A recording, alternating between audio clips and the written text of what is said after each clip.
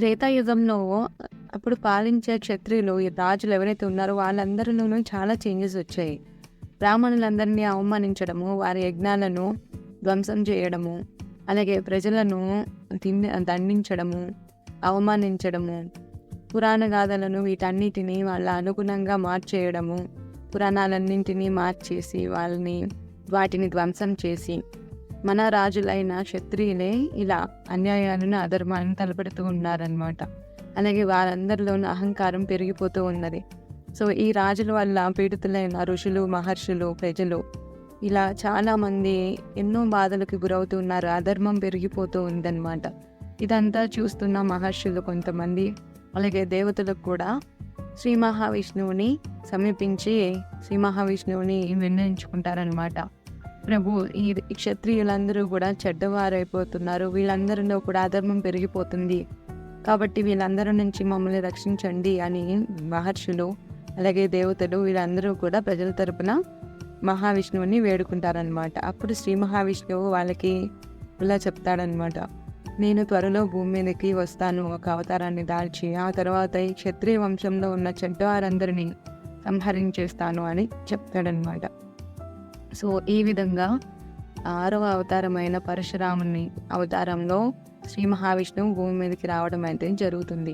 అయితే శ్రీ మహావిష్ణువు జమదగ్నికి, రేణుకకి కలిగిన ఆఖరి సంతానం అన్నమాట. సో శ్రీ మహావిష్ణువు అవతారంలో జన్మించిన పరశురాముడికి మొదటిగా ఉన్న పేర్లు రామభద్రుడు, భార్గవరాముడు అనే పేర్లు ఉన్నాయన్నమాట. అయితే ఈ భార్గవరాముడు ఎవరైతే ఉన్నారో ఈయన జన్మించింది బ్రాహ్మణుడిగా, కానీ క్షత్రియునిగా మారుతాడు. ఎలాగా అంటే తను చిన్నప్పటి నుంచి కూడా జమదగ్ని దగ్గర వేదాలన్నింటినీ పఠించేవాడు, అనేక గ్రంథాలను, పురాణాలను అభ్యసించాడు. వాటిల్లో ఎంత ఇంట్రెస్ట్ అయితే అతనికి ఉండేదో అంతే ఇంట్రెస్ట్ యుద్ధ విద్యలు నేర్చుకోవాలని కూడా తన మనసులో ఉండేది. బ్రాహ్మణులు వేరు, క్షత్రియులు వేరు కదా. సో బ్రాహ్మణుడైంది కూడా క్షత్రియ విద్యలైన యుద్ధ విద్యలను నేర్చుకోవాలని భార్గవరామునికి ఉండేదన్నమాట. సో తన తండ్రి అంటే తనకి ఈ వేదాలను సంబంధించిన జ్ఞానాన్ని అభ్యసించే విధానంగా తనకి నేర్పిస్తూ ఉన్నాడనమాట. కానీ మరి ఈ యుద్ధ విద్యలను తనకి ఎవరు నేర్పిస్తారు అని అతను శివునికి తపస్సు చేసి శివుణ్ణి ప్రసన్నం చేసుకుంటాడనమాట. అప్పుడు శివుణ్ణి వరంగా కోరుతారు, ఏమని, మీరు నాకు గురువుగా ఉండండి, నాకు యుద్ధ విద్యలను నేర్పించండి అని. అప్పుడు శివుడు అంటాడు, తగిన వయసు వచ్చినప్పుడు నేను ఒక యుద్ధ విద్యలో నేర్పిస్తాను, అప్పటి వరకు నేను నా శిష్యునిగా అంగీకరిస్తున్నాను అని చెప్పి అతనికి శిష్యరికాన్ని యాక్సెప్ట్ చేస్తారనమాట. సో పరశురాముడు శివుడి దగ్గర యుద్ధ విద్యను నేర్చుకుంటాడు. అన్ని ఆయుధాలని ఎలా ప్రయోగించాలి అనేది, యుద్ధ విద్యలు అన్నిటినీ కూడా శివుని దగ్గర నేర్చుకుంటాడనమాట. కానీ ఎప్పుడు కూడా తను నేర్చుకున్న యుద్ధ విద్యలను ఎప్పుడూ ప్రదర్శించలేదు. ఎందుకంటే తన తండ్రి పైన తనకి అంత గౌరవం ఉంటుంది. సో తను బ్రాహ్మణుడిగా జన్మించాడు కాబట్టి బ్రాహ్మణుని విధినే పాటించేవాడనమాట. సో ఒకనాడు తన తల్లి అయిన రేణుక ఆశ్రమం నుంచి నీళ్లు తాగడానికి సరోవరం దగ్గరికి వెళ్తుందనమాట. అలా వెళ్ళినప్పుడు అక్కడ గాంధర్వులు తమ యొక్క ఆడవారితో జలకాలాడుతూ కనిపిస్తూ ఉంటారు. వాళ్ళందరినీ చూస్తూ ఆమె కొంతసేపు అక్కడే చూస్తూ ఉండిపోతుంది. తర్వాత అయ్యో ఆలస్యం అయిపోతుంది అని చెప్పి గుర్తించి ఫాస్ట్గా నీళ్ళు తీసుకొని ఆశ్రమానికి వెళ్తుంది. అలా లేట్గా వెళ్ళింది కదా. అప్పుడు జమదగ్ని ఆమెను అడుగుతాడు, రేణుకని, నువ్వు ఇంత లేట్గా ఎందుకు వచ్చావు అని. అయితే అప్పుడు జమదగ్ని తన కళ్ళు మూసుకొని అసలు ఏం జరిగింది అని చెప్పి తెలుసుకుంటాడనమాట. అలా తెలుసుకున్న తర్వాత తన భార్య చేసిన తప్పుకు గాను తనని చంపేయాల్సిందిగా తన మొదటి కొడుకుని ఆదేశిస్తాడు. తన మొదటి కొడుకు అంటాడు, నేను నా తల్లిని చంపడం అనేది జరగదు అని చెప్తాడు. అలాగే 2వ కొడుకు, 3వ కొడుకు, 4వ కొడుకు అందరినీ అడుగుతాడు. ఇక లాస్ట్ సంతానం 5వ సంతానమైన పరశురాముని అడుగుతాడు, నువ్వు నీ తల్లిని, నీ మిగతా అన్నయ్యలు ఎవరైతే ఉన్నారో వీళ్ళందరినీ చంపేయాలి అని చెప్పి ఆజ్ఞాపిస్తాడు. సరే నాన్నగారు, మీరు ఎలా చెప్తే అలా చేస్తానని తండ్రి మాటికి వ్యతిరేకించాడు. ఎందుకో తెలుసా? ఎందుకంటే తను ఆ పని చేయనన్నా సరే తన తండ్రి తినను కూడా కలిపి వధించేస్తాడు అని తనకి తెలుసు. ఎందుకంటే తన తండ్రి కోపం పరశురామునికి బాగా తెలుసు. కాబట్టి తన గొడ్డలి అనే ఆయుధాన్ని శివుని అతని యుద్ధ విద్యలు నేర్పించిన తర్వాత శివుడు అతనికి గొడ్డలిని ఆయుధంగా ఇస్తాడు. ఆ గొడ్డలి ఆయుధాన్ని పట్టుకుని తన తల్లిని మిగతా అన్నయ్యలను చంపేస్తాడు. ఖండించిన తర్వాత తన మాటని విని తన సొంత తల్లిని కూడా చంపుకున్నందుకు గాను జమదగ్ని తనకి ఒక వరాన్ని ఇస్తాను, కోరుకోమంటాడు. అప్పుడు పరశురాముడు తెలివిగా, నాకు నా తల్లి, నా మిగతా సోదరులు నాకు మళ్ళీ కావాలి ప్రాణాలతోని, అలాగే వాళ్ళని నేను చంపాననే ఆలోచన కూడా నాకు రాకూడదు. ఆ జరిగిన ఏదైతే ఉందో నేను చంపిన దృశ్యం అది నాకు మర్చిపోయేలాగా నాకు వరాన్ని ఇవ్వండి అంటాడు. కాబట్టి అతను తన తల్లిని తన అన్నయ్యను చంపేసినా వాళ్ళందరూ మళ్ళీ బతికి వస్తారు. అలాగే తను చంపాడన్న విషయాన్ని కూడా తను మర్చిపోతాడనమాట. సో ఈ విధంగా తండ్రి మాటకి గౌరవించాడనమాట. తర్వాత కొంతకాలానికి ఇప్పుడు పరశురాముని జన్మ యొక్క నిజమైన అర్థం ఏమిటి అంటే క్షత్రియుల్లో చెడ్డవారిని చంపడానికి కదా ఆయన అవతరించింది. కానీ ఆయన ఆ యుద్ధ విద్యలు నేర్చుకొని అవి వాడకపోతే ఆ క్షత్రియుని ఎలా సంహరిస్తాడు? అందుకోసమని సహస్రబాహు అర్జునుడు అని ఒక ద్వాపర యుగంలో ఒక రాజు ఉండేవాడు. అతను ఒకరోజు అటుగా ఈ జమదాగ్ని ఆశ్రమం వైపుగా వెళ్తూ ఉన్నాడు. అతను కూడా పెద్ద అహంకారి అన్నమాట. అతను కూడా ఒక చెడ్డవాడు.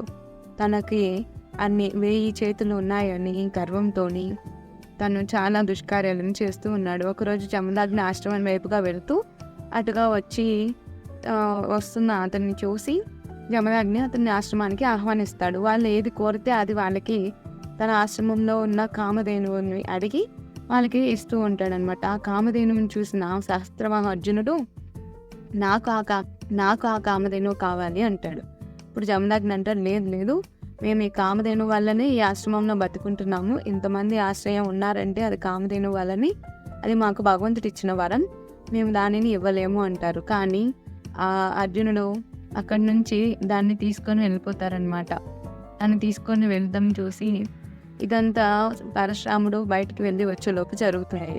తిరిగి వచ్చిన పరశురాముడు ఏడుస్తూ ఉన్న తన తల్లి రేణుకను చూసి ఏం జరిగింది అని అడిగితే ఇట్లా కామధేనువుని తీసుకెళ్ళిపోయారు ఇలా సహస్రబాహ అర్జునుడు అని చెప్తారు. సో అప్పటి వరకు వాడని తన యుద్ధ విద్యలను ఆ రోజు అతన్ని చంపడానికై యుద్ధానికి ఆహ్వానిస్తాడనమాట. ఆహ్వానిస్తే ఇతను బ్రాహ్మణుడు, చిన్న బాలుడు, ఇతను నన్నేం చేస్తాడు, నేను 1000 చేతులు కలవాడిని అని చెప్పి యుద్ధానికి యాక్సెప్ట్ చేసి వెళ్తాడు. కొంత సమయానికే ఆ సహస్రవాహ అర్జునుడిని ఈ పరశురాముడు చంపేస్తాడు తన గొడ్డలితోని. ఇదంతా భీకర దృశ్యాన్ని చూసిన మిగతా యుద్ధానికి వచ్చిన భటులు కూడా పారిపోతారనమాట.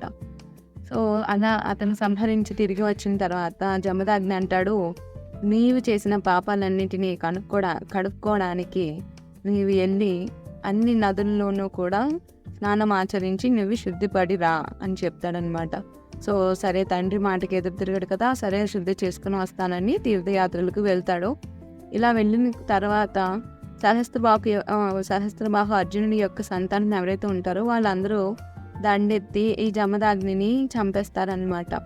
చంపేస్తే తనకి పరశురామునికి ఆ సమాచారం వెళ్తుంది. తిరిగి వచ్చి చూసేసరికి తన తండ్రి యొక్క తల మొండెం వేరుగా పడి ఉంటాయి. అలాగే తన తండ్రి శరీరం మీద 21 గాయాలు ఉంటాయన్నమాట. ఇదంతా చూసి పరశురాముడికి విపరీతమైన కోపం వచ్చేస్తుంది. ఆ కోపంతో అప్పుడు మొదలు పెడతాడు ఇక దండయాత్రని. క్షత్రియులలో ఉన్న చెడ్డవాళ్ళు ఇంత చెడ్డవాళ్ళు ఉన్నారా అని చెప్పి ఎవరైతే చెడ్డవాళ్ళు క్షత్రియుల్లో ఉన్నారో వాళ్ళందరినీ వెతికి కనుక్కొని సంహరిస్తాడనమాట. ఇట్లా 21 క్షత్రియులకి పైగానే అతను సంహరించాడు. సో తను అవతరించింది కేవలం క్షత్రియుల్ని చెడ్డవాళ్ళని చంపడానికే కాదు, అలాగే తన తర్వాత అవతారాలలో వాళ్ళకి దారి చూపించడానికి ఒక లైట్గా కూడా ఈయన అవతారాన్ని చెప్తూ ఉంటారు. అలాగే ఈ పరశురామునికి చిరంజీవిగా ఉండే వరం ఉందన్నమాట. తను ఇంకా బతికే ఉన్నాడు. తనకి యుగాంతం అయ్యే వరకు కూడా తను చిరంజీవిగా ఉన్నాడనమాట. ఈ భూమి మీదనే ఉన్నాడనమాట. సో ఆ త్రేతాయుగం దాటింది. తర్వాత రాముని అవతారం వచ్చినప్పుడు రామునితో యుద్ధం చేసి అతనికి తన ధనస్సును గిఫ్ట్గా ఇస్తాడనమాట. రాముణ్ణి అతన్ని మెప్పిస్తాడనమాట వినయంతో. అప్పుడు అతని కోపాన్ని త్యజించి వినయాన్ని స్వీకరించి అతనికి తన ధనస్సుని గిఫ్ట్గా ఇస్తాడు. అలాగే ఈ ద్వాపర యుగంలో భీష్ముడు ఉంటాడు కదా, ఆ భీష్మ ప్రతిజ్ఞ అందరికీ తెలుసు కదా. ఆ భీష్మునికి కూడా ట్రైనింగ్ ఇస్తాడనమాట. తన యుద్ధ విద్యలను నేర్పిస్తాడు. అది భీష్ముడిని ఒక పెద్ద వీరుడిగా తీర్చిదిద్దుతాడు. అలాగే కర్ణుడు కూడా ఒక రాజు అని చెప్పి, యువరాజు అని చెప్పి పరశురాముడి దగ్గరే నేర్చుకుంటాడు. తర్వాత అతను యువరాజు కాదు, సూతపుత్రుడు అని తెలిసినప్పుడు అతనికి శాపం ఇస్తాడు. ఆ శాపం మనకు కూడా పాండవులకి ప్లస్ అవ్వాలి అని చెప్పి, కర్ణుడి శక్తిని తగ్గించాలి అని చెప్పి, ఆ విధంగా ఆ కృష్ణావతారానికి ఒక ఇండైరెక్ట్ సాయం చేస్తాడనమాట. ఇట్లా తర్వాత వచ్చే అవతారానికి కూడా ఈయన ఒక టార్చ్ లైట్ లాగా ముందే దారిని సిద్ధం చేసి పెట్టారు. అయితే పరశురామునికి కోపం వస్తుంది, ఆయన బాగా కోపిష్టి అని అంటారు. కానీ ఆయనకు కోపాన్ని రావడానికి కూడా చాలా కారణాలు ఉన్నాయి. ఆ కోపం వచ్చింది కూడా ప్రతిసారి ధర్మ సంకటానికి వచ్చినప్పుడల్లా ఆయన ఆ కోపం ద్వారానే వాటన్నిటినీ సాధించారు, తన కార్యాలని. తర్వాత రాముని అవతారం తర్వాత ఆయన శాంతించడం జరిగింది. సో ఇది అండి పరశురాముని యొక్క పూర్తి కథ. సో ఇన్ని అవతారాల్లో విష్ణుమూర్తి యొక్క అన్ని అవతారాల్లోనూ కూడా ఈ పరశురాముని యొక్క అవతారం అనేది చాలా వైలెంట్గా ఉంటుంది. కానీ ఆ వైలెన్సే అవసరం ఆ క్షత్రియుల్ని సంహరించాలంటే. సో బ్రాహ్మణుడైనా కూడా క్షత్రియుగా మారి క్షత్రియ విద్యలన్నిటినీ నేర్చుకుని ఇలా భూమి మీద ఉన్న చెడ్డవారైన రాజులను సంహరించారు అన్నమాట.